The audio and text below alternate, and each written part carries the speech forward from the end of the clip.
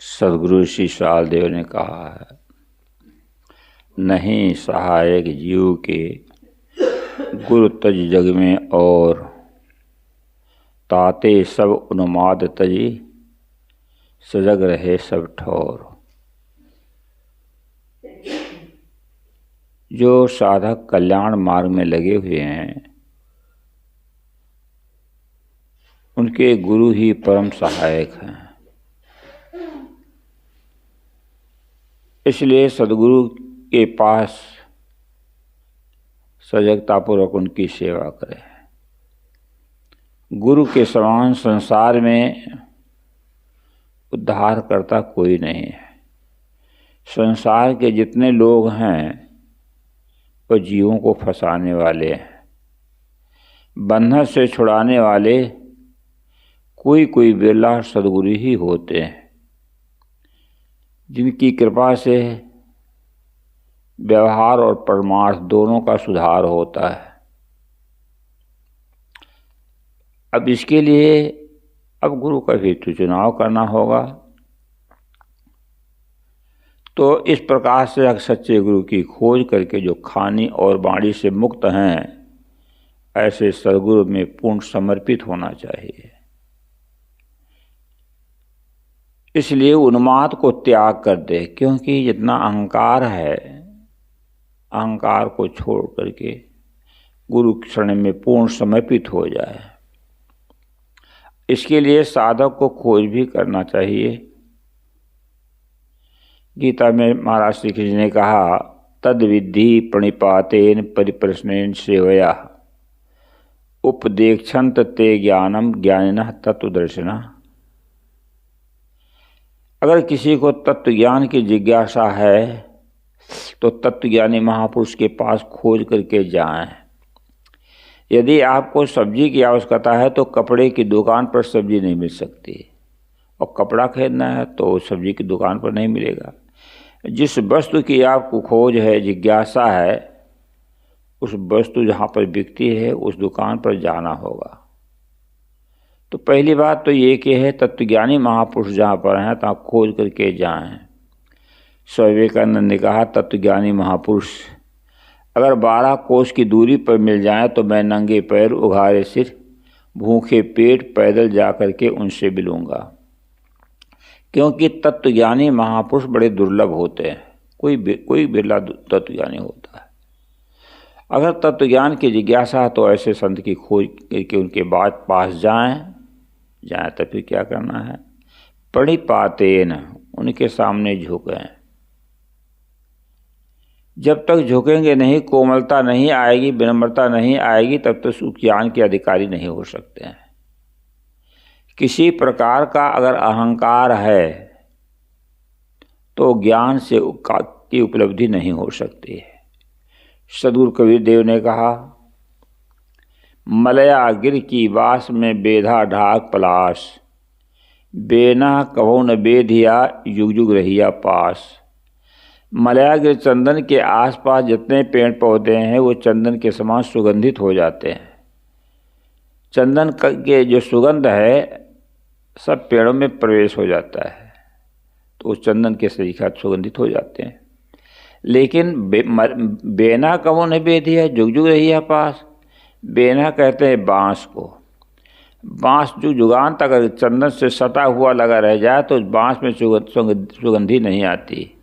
बाँस में सुगंध न आने का कारण क्या होता है, बाँस ऊंचा होता है, उसमें गांठ होती है, पोलाप होता है और नीरस होता है। ये 4 दोष बाँस में हैं। सदगुरु कबीर देव जो है एक उदाहरण दे करके सिद्धांत को समझाया। जो व्यक्ति किसी के अहंकार से ग्रसित होगा वो ज्ञान का लाभ नहीं ले सकता है। धन का अहंकार, पद का अहंकार, जवानी का अहंकार, रूप का अहंकार, ज्ञान का अहंकार, साधु होने का अहंकार, गृहस्थ होने का अहंकार, स्त्री या पुरुष होने का अहंकार, अनेक प्रकार के अहंकार हैं। किसी अहंकार से अगर वो दबा हुआ है तो अहंकारी व्यक्ति ज्ञान का लाभ नहीं ले पाता है। दूसरा दोष है गांठ, बाँस में गांठ होती है। अगर गुरु जो है गांठ उसके मन के अंदर में है, मन की में ग्रंथि बनी हुई किसी प्रकार की, वो भी ज्ञान का लाभ नहीं ले सकता है। अब मान लिया कुछ कह दिया, गांठ बना लिया, अब जीवन भर के लिए उसे बोलना नहीं चाहते हैं। किसी ने कुछ कह दिया, बस आपके अंदर मन की ग्रंथि बन गई, वो हमको ऐसा कहा वैसा कहा, ये तुरंत मन में आ जाता है। राग कहीं बनता है, कहीं द्वेष बनता है। तो इस प्रकार से जो गांठें मन के अंदर में हुआ करती हैं, वो ज्ञान का लाभ नहीं मिल सकता है। तो गांठ न हो, पोलापन जिसको कहते हैं, पोलापन ऊपर से देखने बड़ा सुंदर लगता है, बहुत बढ़िया वेश है, किसी प्रकार का वेश है, लेकिन अंदर में पोला एकदम कुछ नहीं, खोखलू है। तो ऐसे ही हम लोग भी कुछ ऐसे हैं जो कि वेश तो सुंदर बना लेते हैं, दूसरों के सामने प्रदर्शन करते हैं कि हम एक बढ़िया साधु हैं, हम एक अच्छे ध्यानी हैं, ये प्रदर्शन करते हैं, लेकिन अंदर में नहीं। आप लोग अपने के साक्षी हैं, हमारा कितना मन रुकता है, हम कितना साधना में रत हैं, हम कितनी समय सफलता मिली, इसका साक्षी स्वयं चेतन है। तो दिखावटी से काम नहीं होता है। आज बहुत ऐसे संत लोग हैं जो ऊपर से वेश मिल गया, कपड़ा मिल गया उनको, अब सोचते हैं हम साधु हैं। तो इस प्रकार से जो दंभ है, दिखावटीपना है, तो दंभी आदमी ज्ञान का लाभ नहीं ले सकता है। चौथा दोष है निरस्ता। श्रद्धावान लभते ज्ञानम, श्रद्धावान व्यक्ति ज्ञान का लाभ प्राप्त करता है, श्रद्धाहीन व्यक्ति ज्ञान का लाभ नहीं ले सकता है। कितनों दिन तक संतों के पास है, बैरागवान संत के पास भी रहे तो भी उसका लाभ नहीं मिल पाता है। बैरागवान के संग बिन होए नहीं बैराग, संगत हो फल ना मिले बिन साचा मन लाग। जब तक सच्चे रूप से मन नहीं लगेगा, कितने बड़े बैरागवान संत हों, उनके साथ रह कर के भी वो ज्ञान का लाभ नहीं ले सकता है। इसलिए सच्चे रूप से मन लगे कल्याणार्थी का, तब वो जो है उससे लाभ ले सकता है। तो ये कहा गया निरस्ता अगर है तो भी ज्ञान का लाभ नहीं ले पाएगा। अगर महापुरुष हैं, उनसे के पास विनम्र होकर के रहें और सेवा की भावना होनी चाहिए। सेवा से मेवा, टहल से महायुक्ति से मुक्ति प्राप्त होती है। आप जिनकी सेवा करते हैं, सेव के गुण आचरण सेवक में उतरते हैं। अगर वह दिव्य महापुरुष हैं, उनकी सेवा करोगे तो निश्चित है तत्व ज्ञान के अधिकारी हो जाएंगे आप। तो श्रद्धाहीन व्यक्ति ज्ञान का लाभ नहीं ले पाता। तो कवि साहब ने एक उदाहरण दे करके इस प्रकार से समझाया कि जहाँ अहंकार होगा, कपट की गांठ होगी और दंभपना होगा, दिखावटीपना होगा और श्रद्धाहीनता होगी, वह साधक हो चाहे साधु हो, कोई भी हो, ज्ञान का लाभ नहीं ले सकता है।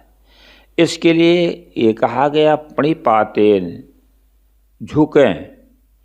और झुकता वही है जिसमें जान होती है, अकड़ना मुर्दों की पहचान होती है। जो मुर्दा होगा वो झुक नहीं पाता है, जिसका जिंदा दिल होगा वो झुकते हैं। कहा है बरसें बूंद जलद नियर आए, यथा नवह बुद्ध विद्या पाए। जब बदल सजल बादल होते हैं वो नीचे झुक करके बरसते हैं। इसी प्रकार से जो विद्वान होता है, ज्ञानी होता है, वो झुकता है तो उसको लाभ ले पाता है। इसी प्रकार से कहा है विद्या ददात विनयम, विद्या विनम्रता को देती है। अगर विद्या पढ़ लिख लिया, अहंकार आ गया तो क्या हो से, तो विनम्र होना है, प्रणिपातेन, झुकें, तभी वो ज्ञान का लाभ ले सकता है। एक बार एक रूपक है, घड़ा के ऊपर कटोरी रखी हुई थी। लोग आते हैं, गिलास में पानी ढाल करके पीकर चल देते हैं। गर्मी का महीना था। कटोरी देखती, कटोरी सोचती है कि हमको पानी से घड़ा नहीं भरता है और मैं इसके कपार पर बैठी हूँ। एक दिन कटोरी ने डांट करके कहा घड़े से कि रे घड़े, तुम मैं तेरे कपार पर बैठी हूँ और तू मुझे पानी से क्यों नहीं भरता। घड़े ने जवाब दिया, रे कटोरी, अगर तू भी पानी से भरवाना चाहती है तो तू नीचे उतर, तू तो कपार पर बैठी है। गिलास में पानी लोग नीचे गिलास झुकता है और उसमें जल ढाल लेते हैं लोग। तो कहने का भाव ये है कि कोई अहंकारी व्यक्ति होगा, महापुरुषों से ऊपर होना चाहता है तो ज्ञान का लाभ नहीं ले सकता है। इसलिए महाराज श्री कृष्ण ने कहा प्रणिपाते, उनके सामने झुक गए। यह भी प्रार्थना की जाती है, वारो तन मन धन सबे पद पर खावनहार। जो पद पर खाने वाले सदगुरु हैं उनके चरणों में तन और मन और धन सर्वस्व न्यौछावर कर दिया जाता है, मतलब इसके अहंकार को छोड़ दिया जाता है। ये विनम्रता का लक्षण है। तो महाराज श्री कृष्ण जी ने कहा प्रणिपाते, झुके, इसके बाद सेवा करें। कोरे ज्ञान से काम नहीं होता है। लोग भगवान की सेवा करते या किसी देवी देवता की सेवा करते कितना विनम्र होते हैं, फूल चढ़ाते हैं, मस्तक पर फूल चढ़ाते हैं, हाथ में देते, पैर पर फूल चढ़ाते हैं, कितनी श्रद्धा भावना से, विनम्र भावना से जो है वहाँ पर सेवा करते हैं। यद्यपि उधर से कोई प्रतिक्रिया नहीं होती है। आपकी भावना है, श्रद्धा है, तो आपका अंतःकरण कुछ देर के लिए पवित्र हो सकता है, लेकिन वहाँ बोध ज्ञान नहीं मिल सकता है। तो जब हम कल्याण करना चाहते हैं तो सद्गुरु में पूर्ण समर्पित हो जाएं। जब आपकी समर्पण भावना की पूर्णता होगी तो निश्चित ही ज्ञान के अधिकारी बन जाएंगे। तो संत गुरु को सेवा करें। मात पिता गुरु संत हैं, जहाँ संत करतूत, तिन बिन रक्षक कोई नहीं, निर्मल दया अकूत। गुरु संत कौन है? माता और पिता। माता पिता तो शरीर के सेवा किया, उनका लोभ था, उनका स्वार्थ था, इसलिए माँ बाप ने शरीर को जन्म दिया और पालन पोषण किया। लेकिन गुरु निस्वार्थ भावपूर्वक साधक की, जिज्ञासु की सेवा करते हैं बोध के द्वारा। लेकिन हाँ कहा जहाँ संत करतूत, संतत्व है जिसके अंदर में गुरुत्व है, महानता है, ऐसे महान पुरुष संत और गुरु जो हैं उनमें वो गुण है, संत के कर्तव्य है, उनमें पूर्ण समर्पित होना चाहिए। उनकी दया कैसी है? निर्मल दया अकूत। उनकी दया निर्मल है। अकूत मतलब कूता नहीं जा सकता, आंका नहीं जा सकता। कितनी बड़ी दया साधु गुरु की होती है, उसको आंक नहीं सकते, ना उनको अनुमान नहीं लगा सकते। तो कहा कि निर्मल दया अकूत, इसलिए साधु गुरु में पूर्ण समर्पित होना चाहिए, तब ये लाभ होगा। तो कहा सेवा करें, तन से सेवा, मन से सेवा, वचन से सेवा, धन से सेवा, ये सेवा के अंग हैं। जो कुछ आपन मान जहाँ लो, सो सब इष्ट काहे दिल गुण लो। श्री विशाल देव ने कहा है जो कुछ अपना माना हुआ है वो सब कुछ मेरा नहीं है, वो सब इष्ट देव का है। इतना ध्यान दें। अब जहाँ इतनी समर्पण भावना होगी तहाँ हमारा रह क्या जाएगा? अहंकार का किस चीज़ का रहेगा? सब गुरुदेव का है। इसलिए शीश दे दिया जाता है, भेंट दे दिया जाता है। सिर जो होता है हेड कहा जाता है। सर्वश्रेष्ठ में तो इस सिर को हम भेंट में दे देते हैं। तो इस प्रकार कहा गया कि सेवा करें, जिस चीज़ की आवश्यकता है उसकी सेवा करें। अब संसार के लोग सेवा कर रहे हैं, तो संसार की सेवा करने का परिणाम क्या होता है? बंधन होता है। उससे मुक्ति थोड़ी मिल सकती है, उससे बंधन ही बंधन होता है। और वही उदाहरण सबको हमेशा ध्यान देना चाहिए कि है तो दिलचस्प उदाहरण कि एक गुरुजी थे, कहीं भक्त के यहाँ गए तो भक्त स्नान करा रहा था गुरुजी को। तो कुछ लोग होते हैं जिनकी श्रद्धा होती है हम सेवा का काम करें और सेवा करते हैं, अवसर खोजते हैं कि हमको सेवा का मौका मिल जाए। जब हम पहले तो श्री अभिलाष साहब गुरुजी के सेवा में और श्री अभिलाष साहब जी के सेवा में रहते थे, बाद में औरों लोगों की सेवा की ड्यूटी लगी। लेकिन मेरे मन के अंदर में यही रहता था कि कभी मौका मिल जाए तो हम गुरुजी का कपड़ा धो दें और श्री अभिलाष साहब जी का कपड़ा धो दें। शीत प्रसादी के लिए हमारी भावना सुंदर पहले से थी कि जब मैं प्रथम आया धानेपुर में 1963 में, अब साहब का परिचय हमारा नहीं था। उस समय में गुरुदेव भी थे, श्री अभिलाष साहब भी थे। तो जब गर्मी का महीना था वहाँ का भंडारा था गुरुबोध साहब के यहाँ। तो जब गुरु जी आए तो जलपान के सत्तू का मतलब जलपान के उसमें थोड़ा खटाई टुकड़ा दिए थे अचार का। तो जब वो साहब जलपान कर लिए तो श्री अभिलाष साहब जी भी उसी थाली में जलपान करने लगे और अचार का टुकड़ा भी उसमें रहा। तो हमने पूछा भंडारी साहब से, श्री विमल साहब से, कि अवलाद साहब कौन हुए? कभी परिचय तो हुआ नहीं था, देखा भी नहीं था। और कहते यही तो हुए हैं, अपनी भाषा में कही यही तो हुए हैं। अब उस साहब जहाँ बैठे थे उसे उधर घर के पिछवाड़े पीछे तरफ, घर के पीछे तरफ साहब जी बैठ के जलपान कर रहे थे। देखिए साहब की विनम्रता कितनी थी, सेवला साहब जी की। गुरु जी के थाली में वही जो है जलपान करने लगे। तो हमारी जो श्रद्धा इतनी उमड़ पड़ी, जाकर साहब से बंदगी किया, साहब हमको शीत प्रसादी दे दिया जाए। तो वही खटाई का टुकड़ा साहब जी हमको दिए। तो अब साहब की सेवा में जब उस समय में अब हमारी श्रद्धा इतनी अगाध थी कि साहब उसमें बिजली पंखों का था नहीं, 1963 की बात है धान में। तो हम पंखा हाँकते, जहाँ साहब जब तक प्रवचन करते रहे तब तक हम पंखा जलते रह गए। कहीं थकावट हमको मालूम भी नहीं पड़े।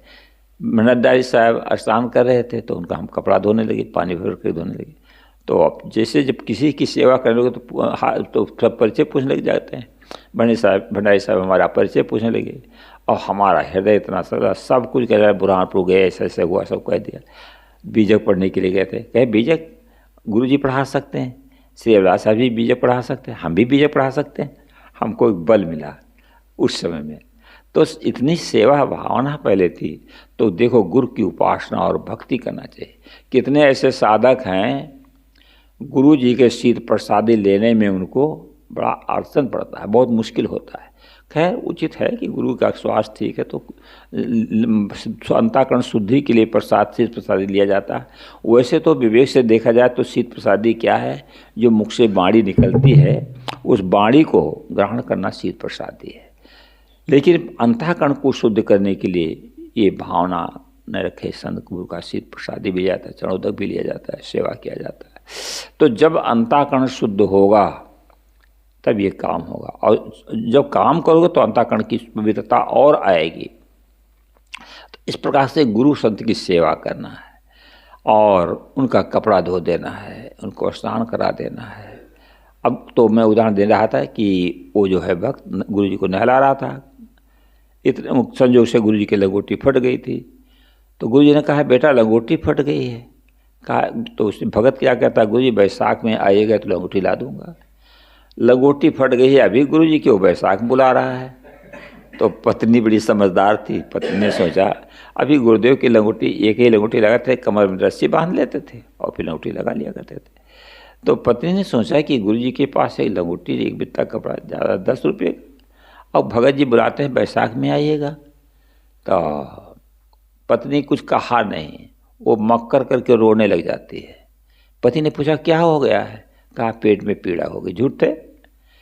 तो दवाई दिलवाया डॉक्टर को बुला करके, तो भी ठीक नहीं हुई। फिर सोखा बैगा बुलाया गया, झाड़ फूँक किया तो भी ठीक नहीं हुई। फिर ग्रह दशा देखे पंडित जी तो भी ठीक नहीं हुई। उसने कहा एक बार मनौती किया था 5 साधु को भंडार भोजन देने के लिए और बस दान करने के लिए कहा था, ये काम नहीं हो पाया। अब बेचारा 5 साधु को ढूंढ करके लाया, भोजन भंडारा दिया, खीर पूड़ी इत्यादि का, और 30-35 मीटर कपड़ा ला करके चला, लंगोटी और साफी उसके हाथ से दान करवाया। अब वो चंगी हो गई, ठीक हो गई, ये करवाना था। गुरु जी के पास जाकर पूछती गुरुदेव भगत जी किसके चेला है। गुरु जी ने कहा हमारे चेला है।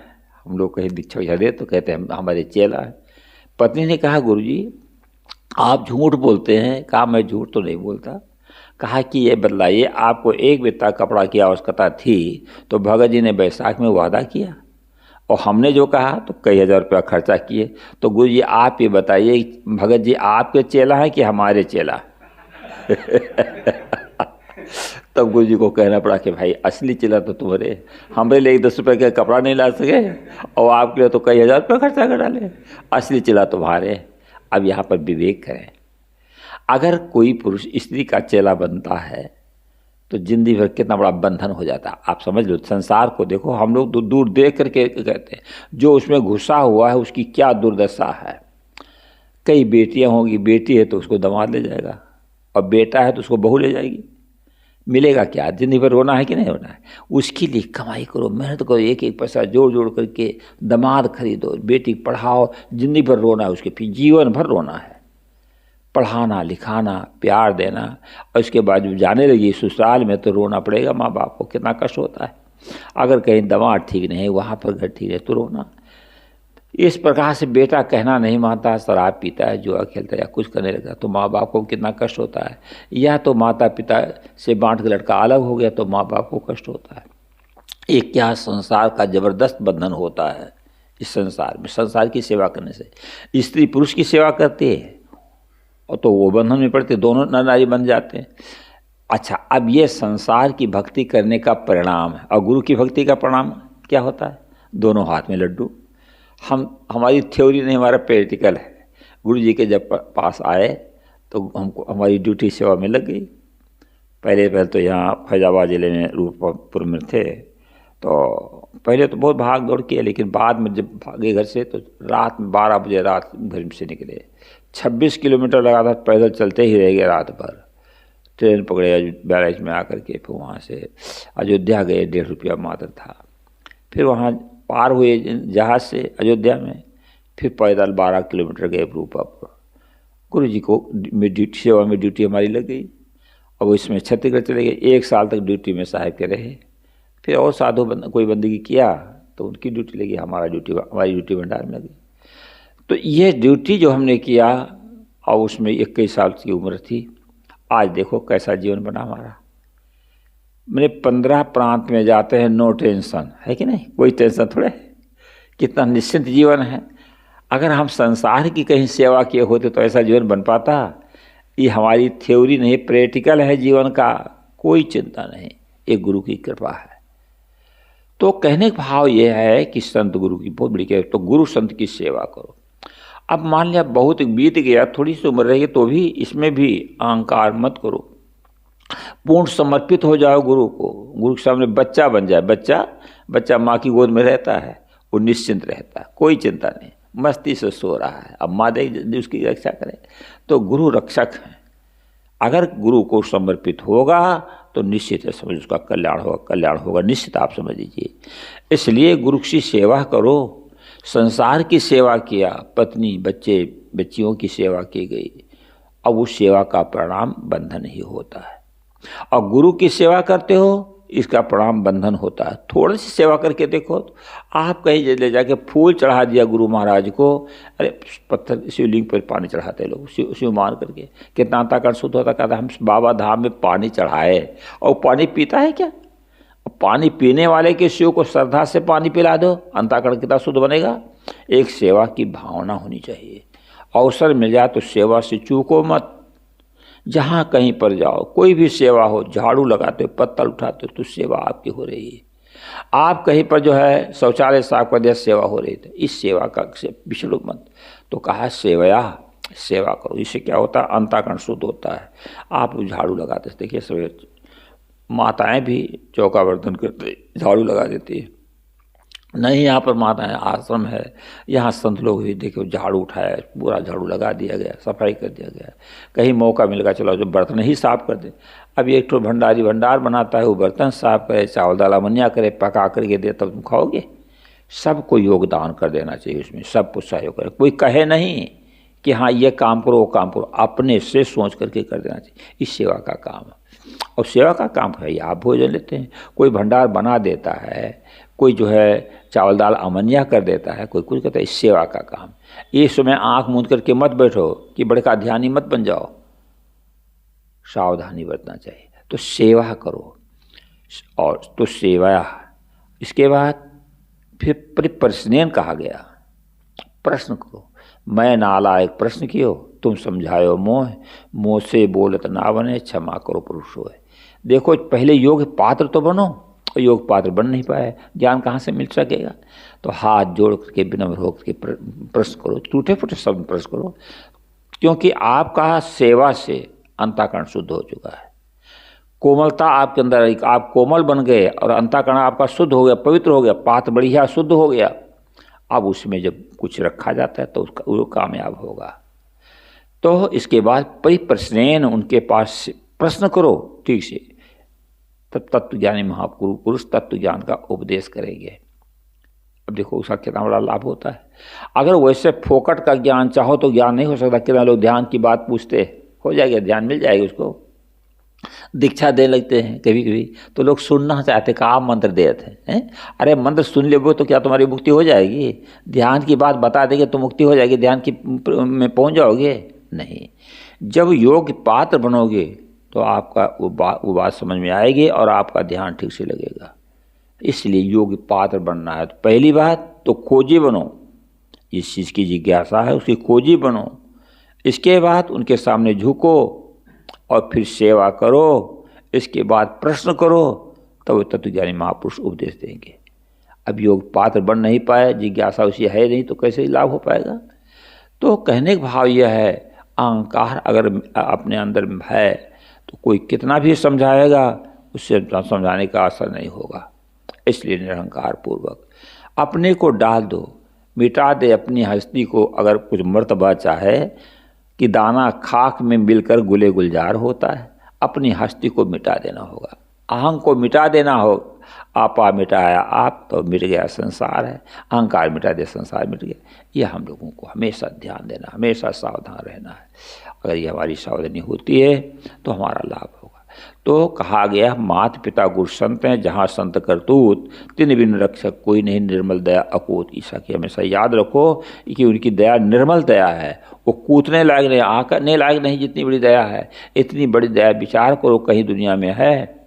कितना सुंदर गुरु की कृपा, सत्संगत स्वच्छंदता और बिना कृपणता बख्श, ना जाने किस तक किए या फल होत प्रत्यक्ष।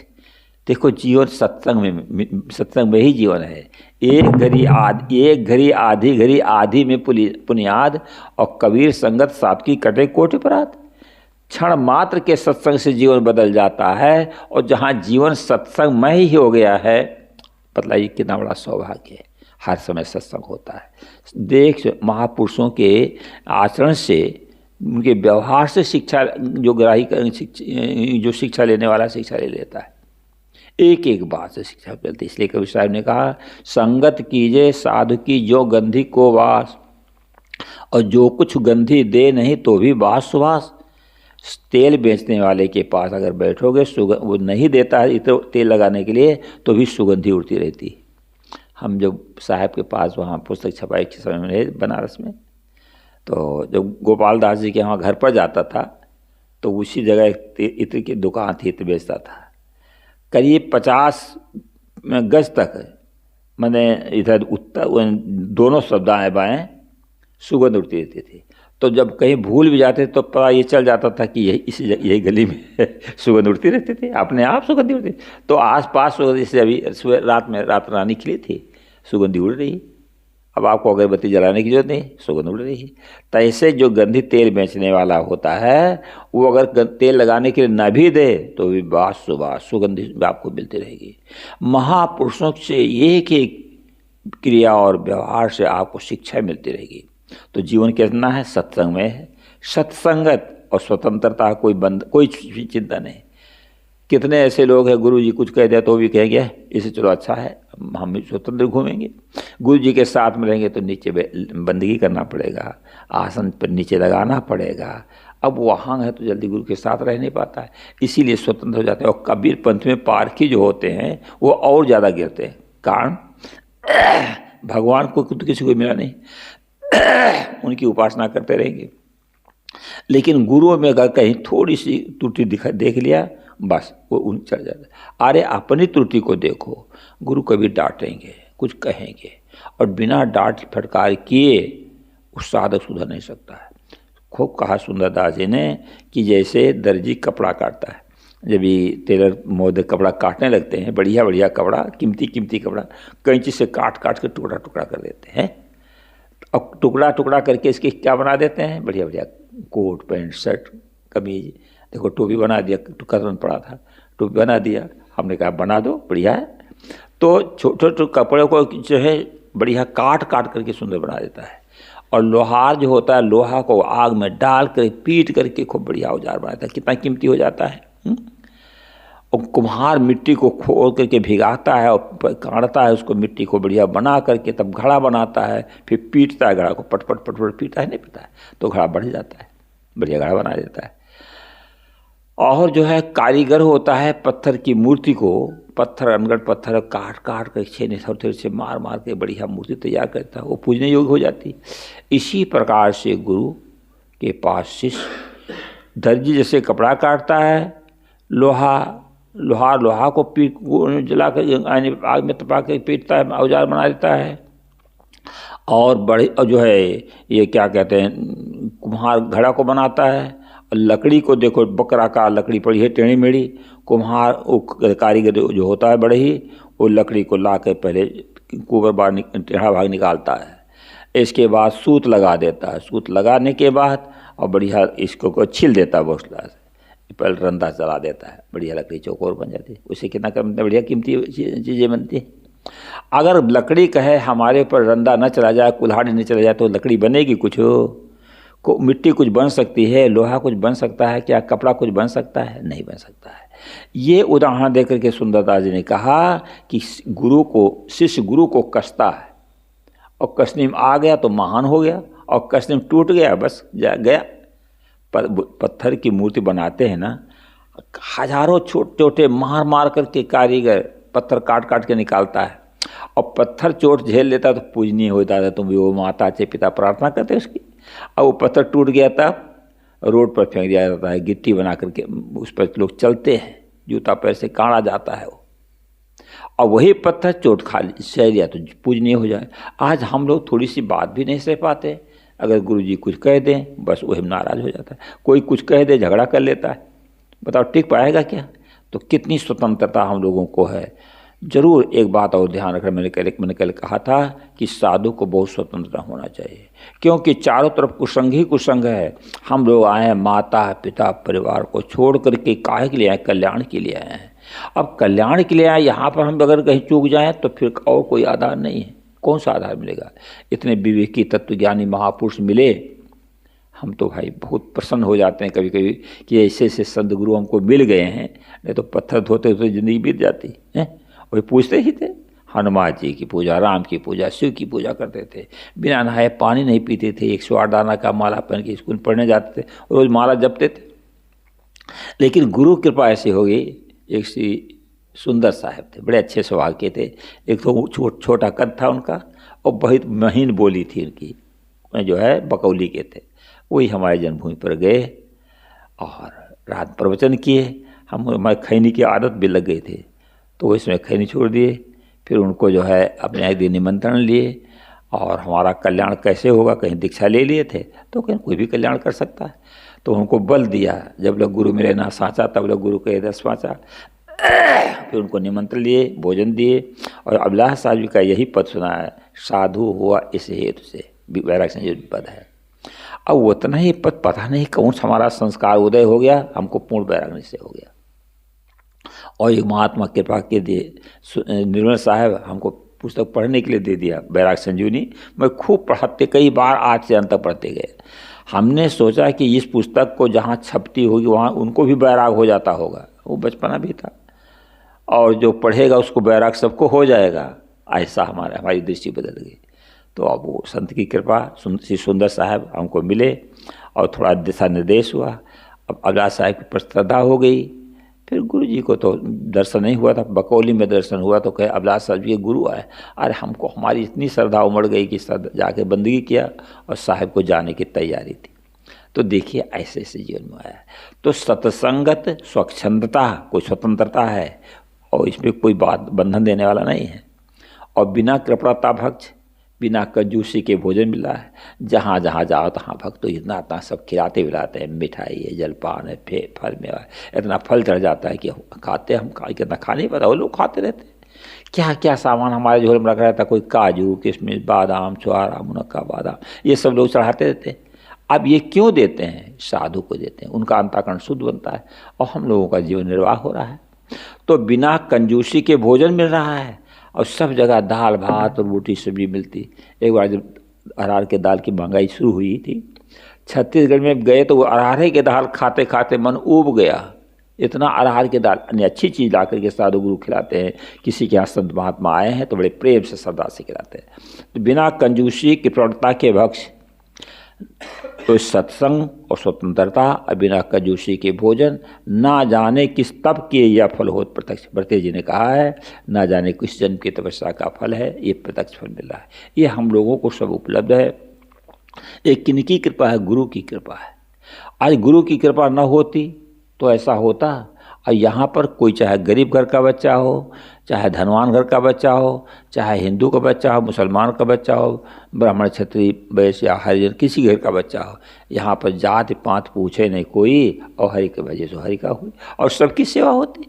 सबकी सेवा, ये नहीं पूछते हैं ये कितना पुराने हैं कि नए हैं, ये साधु हैं कि कैसे हैं, ये कोई नहीं पूछता है। सबको फूल माला चढ़ाते हैं, फूल माला चढ़ाते हैं, फूल चढ़ाते हैं, सेवा करते हैं।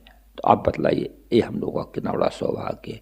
अब इसमें अगर हम अहंकार करें, इससे मन पिछले, तो दुर्भाग्य है, एक बात बहुत बड़ा दुर्भाग्य।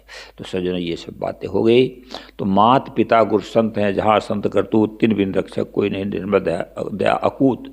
उनकी दया अकूत, आका नहीं जा सकता है। नहीं सहायक साधु के गुरु तज जग में, और यानी गुरु को छोड़ करके साधु का कोई और सहायक नहीं है। ताते सब उन्माद तज, सब पागलपन को छोड़ दो, सजग रहो, सहे सब ठोर। हर समय सजग रहना चाहिए, सावधानी रखना चाहिए, सजगता ही रखना चाहिए। साधना में, सेवा करने में, भक्ति उपासना में, ये सजग रहना चाहिए। बस बोलो सद्गुरुदेव की जय। साहेब बंदगी साहेब, पूज्य साहेब जी पधारे, यहाँ दर्शन दिए, और आपके ज्ञानामृत विचारों का श्रवण करने का हम सबको सौभाग्य प्राप्त हुआ। बहुत खुशी होती है। हमारे गुरुजन और फिर आप जैसे वयोवृद्ध संत यहाँ आवें, हम सबको ऐसे ज्ञान विचार का, सेवा का मौका मिले, यही तो हम साधकों के लिए सौभाग्य की बात है। और यही हमारी कमाई है, यही संपत्ति है। बहुत ही अच्छे विचार हम लोगों को ये जगाने के लिए मौके हैं। ऐसे गुरुजन बीच बीच में दर्शन देते रहें, और उनका ज्ञानोपदेश और प्रेरक विचार तो एक नई चार्जिंग हो जाती है। और इन विचारों को सबको सुनना चाहिए। हमें अपने अंतःकरण को ऐसे बनाना चाहिए। बिना भक्ति के, बिना गुरुजनों के प्रति अगाध श्रद्धा हुए, और बिना वहाँ अपने मन को समर्पित किए, कहीं कुछ हो ही नहीं सकता है। चीज़ें चाहे जितना कोई बटोर ले, बड़ा ज्ञान जान ले, देश दुनिया को जान ले, और बहुत कुछ बोलना आ जाए, कुछ नहीं होता है। अगर हमारे मन में वो श्रद्धा नहीं है, वो बोध नहीं है, वो संयम नहीं, वो त्याग नहीं, गुरुजनों के प्रति भक्ति नहीं है, सेवा की भावना नहीं है, तो कुछ नहीं कमाए। पूज्य साहेब जी का हम सब पर बहुत उपकार है, और आप समय समय से ऐसे ही दर्शन देते रहें।